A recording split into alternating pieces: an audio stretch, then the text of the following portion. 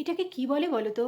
এই যে এটাকে, এটাকে, এটাকে, এটাকে নেলস বলে না, এটাকে নেলস বলে না। নেলস বিয়ের আগে বলে। বিয়ের পরে এটাকে বলে অস্ত্র।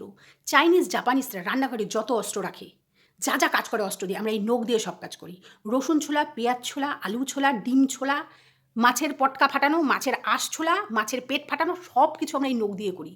সুতরাং বাসে, ট্রামে, টোটোতে এই আনম্যারিড মেয়েগুলা সুন্দর, সুন্দর সাজানো গুছানো নখগুলা যে আমাদের সামনে তুলে ধরো না, আর কোনা চোখে দেখো যে এই কাকিমা বৌদিদের নখের কোনায় হলুদ লাগানো, নখ ভাঙা, মানে খেদরা বেদা একটু নেল পালিশ এক কোনায় লাগানো।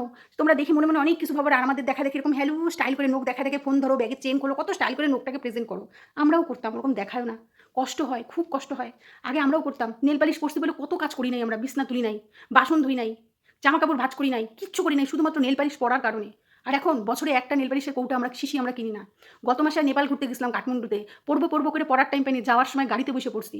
সে ১.৫ মাস পরে আবার নেল পালিশ পরছি, আজকে ভিডিওটা করবো বলে। বিয়ের পর না ওই পায়ের নখ থেকে চুলের ডগা পর্যন্ত, হাতের নখ সব তোমাকে মানে বুঝাই দিবে তুমি আনম্যারিড না ম্যারিড। বিয়েটা হইতে দাও, তারপরে বুঝবা। তোমরা এরকম আমাদের সামনে এরকম করে প্রেজেন্ট করো না, নখগুলা দেখলে খুব কষ্ট হয়, খুব, খুব।